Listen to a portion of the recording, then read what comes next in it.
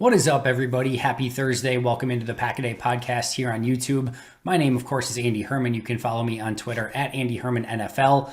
And I have a great show, I hope, lined up for you today. And I want to start off by going over why the Packers need to release Preston. I'm just kidding. I think I've beaten that horse to death already. But I do want to talk about a topic that's been very much on my mind over the course, I don't know, maybe the last month or so, maybe even a little bit longer than that. And that's this idea that the Packers are potentially in no man's land. Are they capable of getting over the hump, or are they stuck in this consistent purgatory that is a consistent playoff team, a really good team that can't get to or potentially win the Super Bowl? And there's different forms of sports purgatory, right? We have seen, especially those of you who are fans of Wisconsin-based teams, we have seen, if for the Packers, if you want to go back to the 80s, that is certainly a really rough period where the Packers were stuck in a very miserable time period.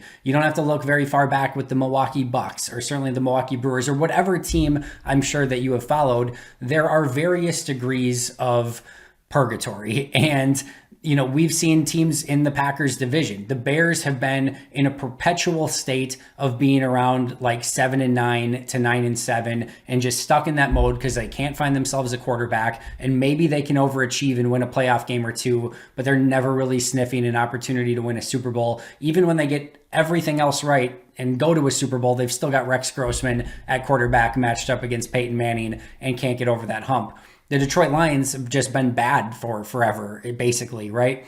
The Vikings have not been able to get over that hump, never winning a championship. So, and of course, we can go Cincinnati Bengals, Cleveland Browns. There are a million worse places to be in than what the Packers have been in over the course of the last decade or so, right? Being a consistent playoff contender and a consistent playoff performer has value. It has value as a fan. It has value as a franchise. You are consistently one of the better teams. You're giving yourself a chance at a Super Bowl run every single year in and year out. You've got a franchise quarterback, or you have had one in Aaron Rodgers. There's a lot of good that has gone on in Green Bay, even without winning a Super Bowl. And this isn't meant to be this idea of an entitled fan's take of like, well, the Packers aren't good enough because they're not winning a Super Bowl every year. Winning the Super Bowl is hard, right? It is very, very tough. There are 32 teams every single year. They're usually doing everything in their power, save for a Jaguars, every now and again, a team like that's trying to get one of the better picks in the draft. But save for that, there's usually 32 teams in the league that are doing everything in their power to try to get to the top of that mountain. And everyone has a unique way of going about it, and trying to be prepared for every single team throughout the course of the year, especially in the playoffs, is a tough thing to do. And you've got quarterbacks like Tom Brady and Patrick Mahomes and Russell Wilson and so on and so forth that even though you have an Aaron Rodgers, that's not enough because other teams have phenomenal quarterbacks as well. So this isn't meant to be that.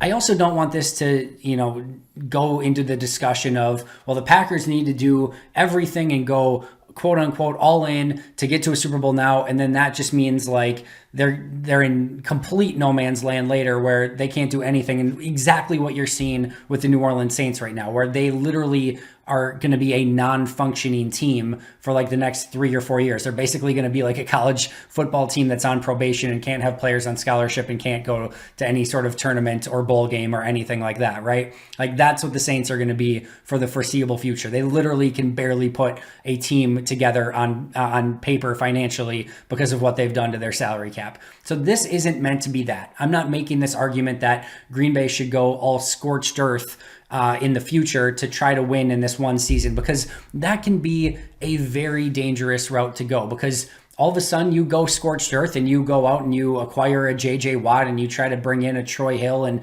maybe you bring in one or two more by mortgaging the future entirely, some big name free agents, and you move up in the draft and get, maybe a top 15 pick by aggressively trading some future picks away. Like there's ways to be ultra aggressive here, but all of a sudden, Aaron Rodgers gets hurt week 2, tears an ACL, and now what are you left with? Even if Tim Boyle or Jordan Love overachieve, you're probably not winning a Super Bowl. So you have to be very, very careful with how you go about doing this. But there's also a price to pay if you don't ever put those chips in at least a little bit and say, we're going to make a run at this thing. And I'll remember, Ron Wolf, when he looked back at his career saying, he always regretted not getting Brett Favre, that top end wide receiver and going and getting him someone like that. That was his regret. I'm sure at some point, besides, of course, winning the Super Bowl, I'm sure at some point Ted Thompson looked back and maybe wished that he would have been a little bit more aggressive in free agency or via trades to try to get a few pieces to put maybe some of those teams after the 2010 team over the top. And now Brian Gutekunst is in an interesting situation where it's very clear that this Packers window in some capacity is at least starting to close at minimum, right?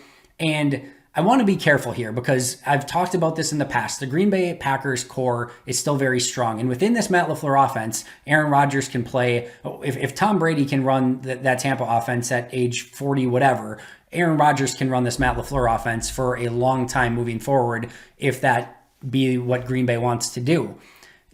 They've still got a lot of young talent, right? Jair Alexander, Kenny Clark, still very young, prime of their career. David Bakhtiari's got a lot of really good football left ahead of him, as does Devontae Adams.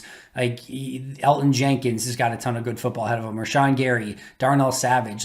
The core of this team is still young and is still really, really good.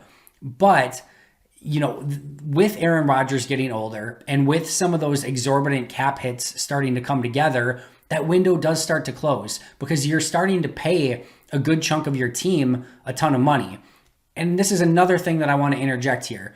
It's a good problem to have that you've got so many good players, top tier players, that you need to pay top end money for. That is a good problem to have. But what it does is it pushes a few of those high end contracts to the top, and it makes you fill out the remainder of your roster with potentially non-premium players that you're looking at, like a Chris Barnes, right? An undrafted free agent that you're hoping is going to step up, an Alan Lazard, a Bobby Tunyon. And some of these guys have stepped up big, right? But a Lucas Patrick, Shannon Sullivan. And again, some of those guys have stepped up, but these aren't, you look at the Tampa Bay Buccaneers this past season, and they had some premium players at almost every position that gave them just tremendous depth throughout the course of that roster. And a lot of that was really good drafting, right? But you just end up in that scenario where you can't go out and sign some of these players and just kind of have quick fixes for your team. You have to be really, really good at almost everything else because the money's not there to buy everyone.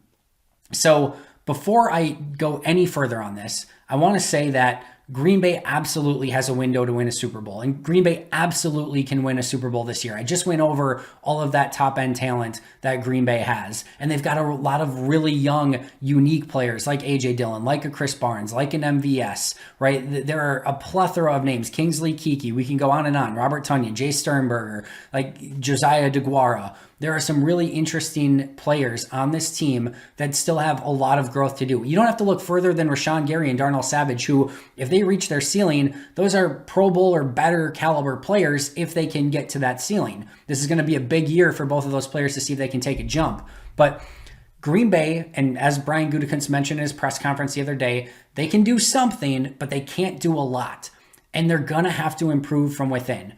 And that's where my kind of concern is that with Green Bay not being able to do, quote, a lot, and maybe not being able to get, he said that they're able to get a premium player if they want one. I'm not sold that that's the direction that they're going to go in. But without being able to do that, I think everything else has to go incredibly right.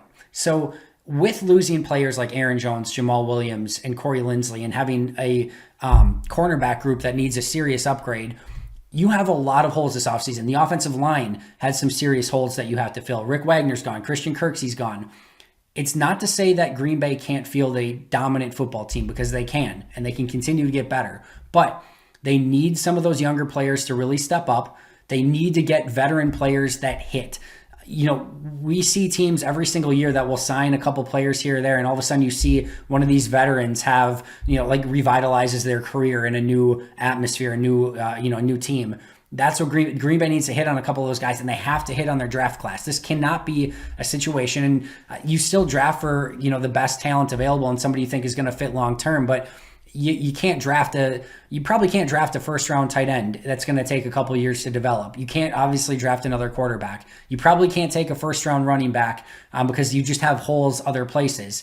You have to sort of be smart with how you draft. And they just have to kind of get everything right to really fill out those holes within this roster so that they can overcome and take that next step in the NFC Championship game and in a Super Bowl and continue to improve, because it's really easy in these situations where when you lose a Corey Linsley, you lose an Aaron Jones, if that ends up being the case, and all of a sudden you've got an injury or two, David Bakhtiari doesn't start the season. It's really easy as other teams add players and have earlier draft picks, and you have a couple teams that do go all in on the season. It's really easy for other teams to start passing you and to keep raising the bar internally so that you're still fighting for that Super Bowl opportunity.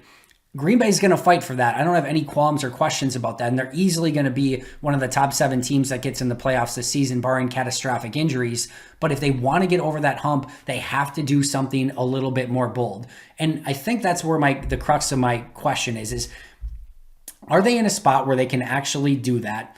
Or are they just in this position where they're going to try to do the same thing over, bring back Preston Smith and maybe bring back a Mercedes Lewis and maybe sign a mid-tier free agent that maybe doesn't move the needle that much. And they're going to once again rely on internal growth and a couple rookies coming in and hopefully hitting big in their rookie season. And again, I want to stress that can happen. That absolutely can happen. And they can get over the hump that way, but it makes it harder. It gives you less room for error. It gives you less opportunity to have injured players because you don't maybe have the top end depth that you need should some of those high end players go out due to injury. So there's a razor thin line. And where you start looking ahead, and Ken Ingalls did a great job of pointing this out on Twitter, next year, right now, Aaron Rodgers is set to make almost $40 million, and that's probably going to go up when they likely restructure his deal to get below the cap this season. David Bakhtiari set to make $23 million. Za'Darius Smith set to make $21. Kenny Clark set to make $21.